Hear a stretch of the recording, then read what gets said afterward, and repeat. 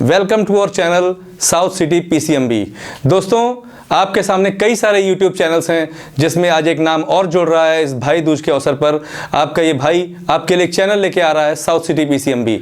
और सबसे खास बात है कि इस चैनल में हम लोग 9th और 10th को पूरी तरीके से कवर कर रहे हैं, right for math, physics, chemistry and biology.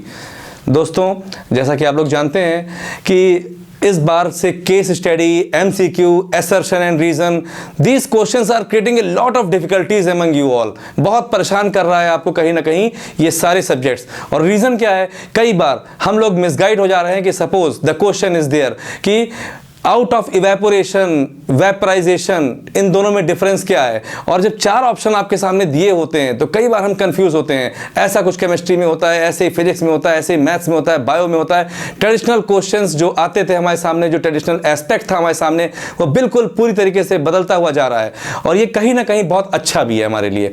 अच्छा क्यों है? अच्छा इसलिए है क्योंकि अब हम लोग जो इस चैनल को ऑपरेट कर रहे हैं आपके सामने, यहाँ सारे रिनाउंड टीचर्स आपके सामने आएंगे, those who are having more than 10 to 15 years of experience in teaching physics, chemistry, maths and biology. So go and grab it. और आप अपने दोस्तों को भी बता सकते हैं क्योंकि अभी टर्म 1 तो निकल चुका है, लेकिन अब जो टर्म 2 से हम लोग शुरुआत कर रहे हैं, इसमें हम लोग सारे चैप्टर्स को पॉइंट टू पॉइंट कवर करेंगे with MCQ questions for you.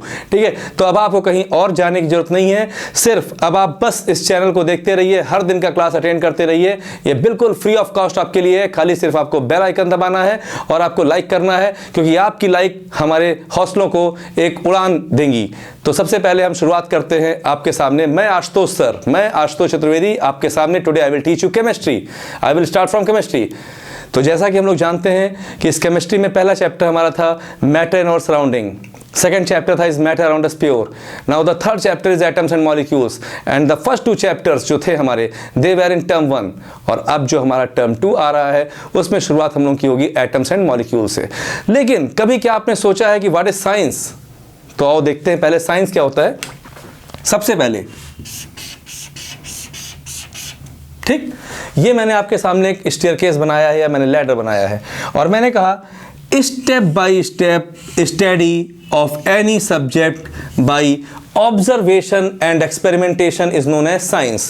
जब हम लोग किसी भी भाषा का क्रमबद्ध ज्ञान और सुव्यवस्थित ज्ञान लेते हैं तो उसी को हम लोग विज्ञान कहते हैं। Mind it, you all are the science student. तो अगर आप साइंस स्टूडेंट हो तो that means you are special student, and if you are special student then you have to acquire the special knowledge. तो फॉर दैट हमने देखा यहाँ पे कि step by step study of any subject, किसी भी सब्जेक्ट का जब हम स्टेप बाय स्टेप पढ़ाई करते हैं तो उसी को साइंस कहते हैं। For example, if we are studying step by step the society और about our social things and aspects around us, that means we are studying social science. When we study step by step about our morality, that is known as moral science. When we study step by step about the environment, that is known as environmental science. Likewise, when we study about the computer, that is known as computer science. तो इस तरीके से हम कह सकते हैं कि हमारे पास जिन भी चीज़ों का हम क्रमबद्ध और सुव्यवस्थित ज्ञान लेते हैं उसे हम विज्ञान कहते हैं। और इसी क्रम में हमारे सामने पहले आता है कि साइंस। अब इस साइंस को further we are going to classify the science. हम लोग साइंस को मेनली 3 पार्ट्स में डिवाइड करते हैं। One is physics, another one is chemistry, and the third one is biology.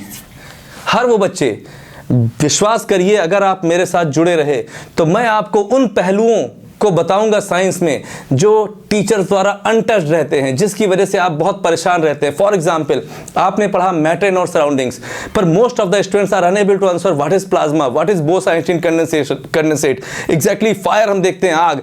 तो आग किस स्टेट का मैटर है, whether it is solid, liquid और gas, you are unable to tell. तो उन्हीं सब चीज़ों को हम आपके सामने रखेंगे। मैं चैलेंज कर रहा हूं कि अगर आप 5 दिन इस चैनल को देख लेंगे और 5 दिन मेरे लेक्चर्स आप अटेंड कर लेंगे तो 6ठे दिन आप ढूंढेंगे मेरे लेक्चर को कि सर का लेक्चर कहाँ है। ठीक है, तो ऐसे में फिजिक्स की बात आ रही है तो फिजिक्स आपको सर पढ़ाएंगे, शुभम सर जो हम लोगों के साथ में रहेंगे। बायो आपको श्रुति मैम पढ़ाएंगी यहाँ पर। तो इस तरह से हमारी पूरी एक टीम है। लेकिन मैं एक इंट्रोडक्टरी आइडिया आपको फिजिक्स के बारे में दे रहा हूँ कि physics is derived from the Greek word physis which means nature, जिसका मतलब क्या होता है, nature.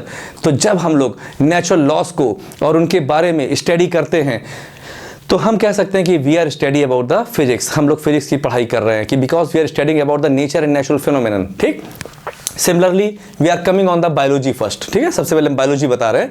Biology, this is direct from the Greek word bios, ये बायोस से हुआ है, दैट मीन्स लिविंग।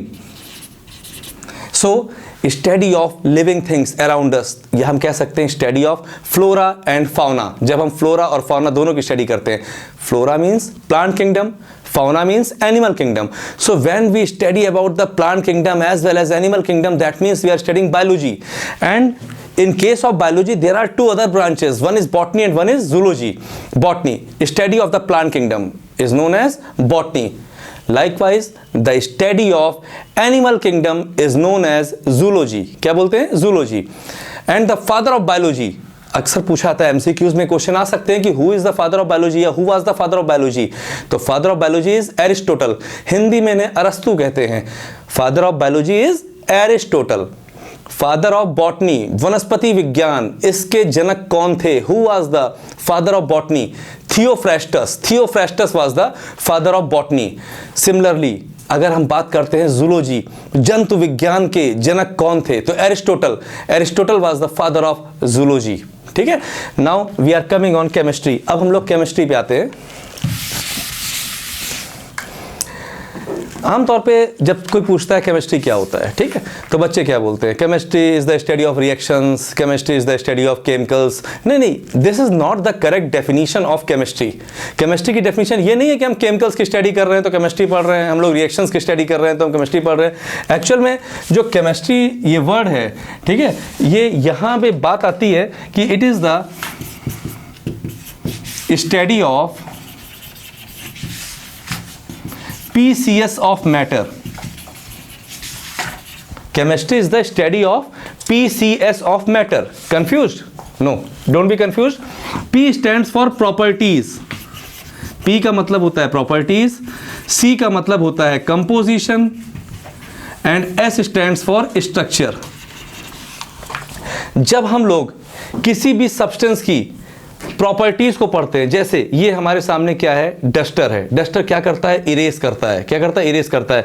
ये हार्ड है, ठीक है, इनकम्प्रेसिबल है, ये रिजिड है। हम बात करते हैं वाटर की। वाटर क्या है? फ्लूइड है, लिक्विड है, ठीक है। तो we are studying the properties.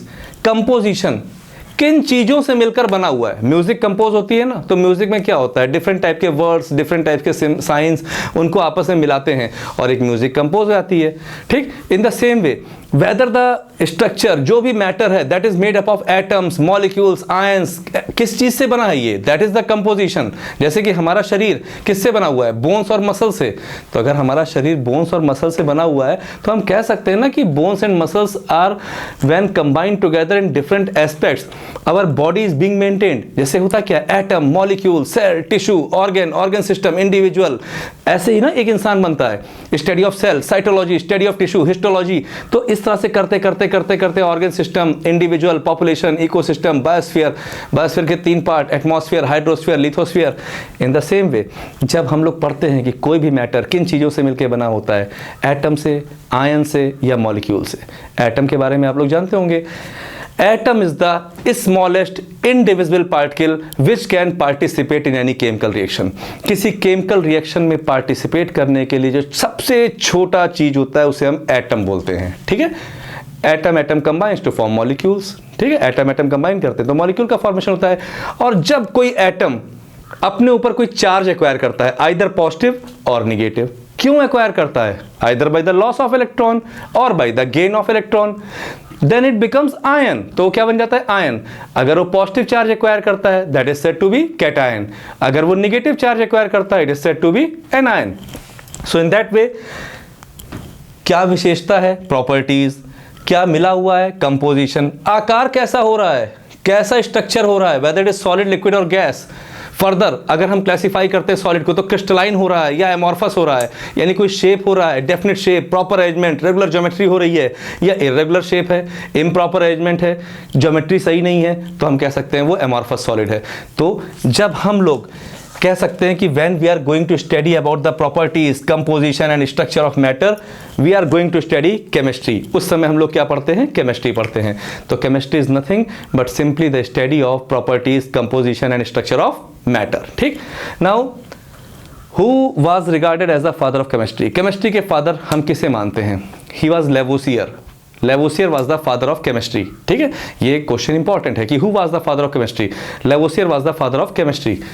बात आती है कि सर केमिस्ट्री जो रसायन विज्ञान हम कहते हैं ये कैसे पढ़ते हैं, कहाँ से शुरू करते हैं, बहुत कंफ्यूजिंग है। कुछ भी नहीं है, नथिंग इज़ देयर, बहुत इजी है, थोड़ा सा बस फोकस दो और ध्यान दो। तो होता क्या है, केमिस्ट्री को बेसिकली 3 पार्ट में हम लोग डिवाइड करते हैं। One is physical chemistry, one is inorganic chemistry and the third one is organic chemistry. एक होता है फिजिकल केमिस्ट्री, एक होता है इनऑर्गेनिक केमिस्ट्री, एक होता है ऑर्गेनिक केमिस्ट्री। हालांकि क्लास 9th में अभी ऐसा कुछ नहीं आता है कि इसको डिवाइड कर सकें, लेकिन when you reach in class 11th then you will know that what is physical, what is inorganic and what is organic. लेकिन अब आप अगर हमारे साथ जुड़े हैं तो कुछ तो स्पेशल आपके साथ होगा ही होगा ना, तो ऐसे बात करते हैं। तो सबसे पहले हम बात करते हैं ऑर्गेनिक केमिस्ट्री से। Organic chemistry is the study of hydrocarbons. जब हम लोग हाइड्रोजन और कार्बन दोनों की स्टडी एक साथ करते हैं तो that means we are studying about the organic chemistry. For example alkanes, alkenes, alkynes, ऐसी तमाम चीज़ें भी आपके सामने आएंगी। You are studying in class 9th ना, तो आपके लिए प्रॉब्लम हो रही है ना कि आखिर ये सर अल्केन, अल्कीन, अल्काइन क्या बता रहे हैं। बेटा देखो होता क्या है, आपने मीथेन का नाम सुना होगा ना, नेचुरल गैस है, क्लास 8th में भी सुना होगा, 7th में भी सुना होगा। आपने इथेन का नाम सुना होगा। तो जो मीथेन, इथेन ये सब गैसेस हैं, या आपने इथीन का नाम सुना है, ठीक है, ये सारी गैसेस हैं, या एसिटाइलिन का नाम सुना हुआ है। These are hydrocarbons. ये क्या होते हैं, हाइड्रोकार्बन्स। तो जब हम इनकी या इनके टाइप्स ऑफ कंपाउंड की स्टडी करते हैं तो हम लोग क्या करते हैं, ऑर्गेनिक केमिस्ट्री। रही बात इनऑर्गेनिक केमिस्ट्री। इनऑर्गेनिक केमिस्ट्री एक तरीके से कह सकते हैं कि it's start from metallurgy and ends in alloys. मतलब हम कह सकते हैं कि the naturally occurring substances obtained from the earth crust are called minerals. धरती से जो हम लोग प्राकृतिक संपदाओं को निकालते हैं उनको हम मिनरल्स कहते हैं। उनमें से सारे मिनरल्स हमारे काम के नहीं होते हैं। कुछ मिनरल्स ऐसे होते हैं जिसमें बहुत ज़्यादा गंदगी होती है, गैंग और मैट्रिक्स पार्टिकल्स होते हैं। तो those minerals from which the metals can be extracted conveniently and profitably, यानी कि वो मिनरल्स जिनमें से हम फायदेमंद तरीके से, सुविधाजनक तरीके से, आसानी से मेटल्स को एक्सट्रैक्ट कर सकते हैं, उन्हें कहते हैं ओर्स। क्या बोलते हैं, ओर्स। आपने सुना होगा, ज्योग्राफी में भी पढ़ा होगा। तो मिनरल्स से क्या निकलता है, ओर्स निकलते हैं। तो all the ores are minerals but all the minerals are not ores. ये बात समझ में आ रही है, ठीक। अब फर्दर हम ओर्स को कंसंट्रेट करते हैं, फिर उनको रिडक्शन करते हैं, उनमें से हम मेटल्स निकालते हैं, फिर मेटल्स को मेटल से कंबाइन करते हैं या मेटल्स को नॉन मेटल से कंबाइन करते हैं और एलॉयज बनाते हैं। तो वो सारे मेटल्स जो इनऑर्गेनिक हैं, बेसिकली कह सकते हैं इसमें कार्बन हाइड्रोजन नहीं है। फॉर एग्जांपल सोडियम क्लोराइड, नमक, ठीक है, या हमारे सामने वाटर H2O, या हम कह सकते हैं कि sodium nitrate, sulphuric acid. These are the substances or chemicals which we study in the inorganic chemistry. Physical chemistry deals with the aspects of the measurements and various types of phenomena of the compounds. For example, जैसे कि temperature calculate करना है हमें, specific gravity calculate करना है हमको molality ये सब फाइंड आउट करना है। Basically these are being dealt in the physical chemistry. तो अभी जो आपका फर्स्ट चैप्टर था वो बेसिकली काफ़ी हद तक आपका फिजिकल केमिस्ट्री था, जिसमें आपने पढ़ा था कि मैटर क्या होता है, फिर मैटर के टाइप्स कौन कौन से होते हैं, फिर सॉलिड लिक्विड गैस के इंटरमॉलिक्यूलर फोर्स ऑफ अट्रैक्शन के बेसिस पे कैसे डिस्टिंग्विश करते हैं, इंटरमॉलिक्यूलर स्पेस के हिसाब से कैसे उनको हम डिस्टिंग्विश करते हैं। इन सब चीज़ों को आप लोगों ने देखा था। फिर उसके बाद आपने देखा था लेटेंट हीट क्या होता है, फिर आपने काइनेटिक एनर्जी, टेम्परेचर का रोल देखा था आपस में एक दूसरे में, कैसे दोनों एक दूसरे के प्रोपोर्शनल हैं, वेदर दे आर डायरेक्टली और इनडायरेक्टली। आपने लेटेंट हीट के बारे में पढ़ा था कि लेटेंट हीट ऑफ वेपराइजेशन क्या होता है, लेटेंट हीट क्या होता है, और इस तरीके से फिर आपने डिफ्यूजन के बारे में पढ़ा।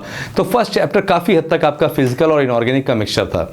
जब हम सेकेंड चैप्टर में आए, is matter around us pure, तो उसमें हम लोगों ने सेपरेशन पढ़ा। जो मेन कॉन्सेप्ट था उस चैप्टर का वो था कि just to deal with the separation. अब उसमें क्या था, कई बच्चे कंफ्यूज होते थे, आप लोग भी उस पर एग्जाम में कंफ्यूज हुए हों कि for example you have to separate the red ink from the blue ink. अगर आपको रेड इंक से ब्लू इंक सेपरेट करना है, which process you will apply. अब मालूम चला कि देयर आर 4 ऑप्शंस, ठीक है। अब उसमें कौन सा होगा, तो chromatography is the correct option. But why chromatography is the correct option? तो to know the correct option you must know the principle. आपको उसका सिद्धांत मालूम होना चाहिए। For example, 2 things are mixed with each other, 2 चीजें आपस में मिक्सड है। सपोज उसमें से एक चीज जो है वो वेपराइज कर जा रही है, that means directly converting from solid to gas, but one is not converting from solid to gas directly. तो इसको हम कह सकते हैं ऐसा कि when 2 substances are there in which one must be sublimable and the other must be non sublimable. जब एक सब्लिमेबल है और दूसरा नॉन सब्लिमेबल है तो हम उसको सेपरेट कर सकते हैं by the process of sublimation. तो सब्लिमेशन में be defined as a process by which we can separate sublimable impurities from the non sublimable substance। ठीक, इसी तरीके से क्रोमेटोग्राफी होता है, इसी तरीके से फ्रैक्शनल डिस्टिलेशन होता है, ऐसे क्रिस्टलाइजेशन होता है, ऐसे स्टीम डिस्टिलेशन होता है। अगर आप लोगों को प्रॉब्लम होगी और आपके कमेंट्स आएंगे तो हम उन चैप्टर्स के बारे में भी डिस्कस करेंगे जो पहले पढ़ चुके हैं आप लोग, बट आप लोगों को टॉपिक्स या सब्जेक्ट्स क्लियर नहीं है। फिलहाल हम लोग आगे चलते हैं और इसके आगे देखते हैं कि हम लोगों ने देखा कि जब हम लोग मैटर के प्रॉपर्टीज की स्टडी करते हैं, study of pieces of matter कहते हैं, तो उसे कहते हैं केमिस्ट्री। और इसमें मैटर क्या होता है तो ये सबको मालूम है, anything that occupies space and has mass is called matter. ठीक है, एक बात हमेशा ध्यान रखना कि पढ़ाई के मैटर को लेकर हमेशा इस बात को ध्यान रखना बेटा आप लोग, क्या चीज़ है कि जैसे हमारे पढ़ाई में अगर वाई, हाउ, वेयर, व्हेन ये आ जाए तो हम कभी भी असफल हो ही नहीं सकते हैं। जैसे आज तो मेरी एक तरीके से आपको पहले इंट्रोडक्टरी क्लास थी, जब हम इसको फ्रीक्वेंट वे में आपके सामने लेकर आएंगे, टॉपिक वाइज लेकर आएंगे, तो आप मिस मत करिएगा इस क्लास को और आप देखिएगा कि मैं कैसे आपको एक एक एस्पेक्ट बताता हूँ। ठीक है, और इस तरह से फिर wait for the next class, definitely I will come and teach you the next topic।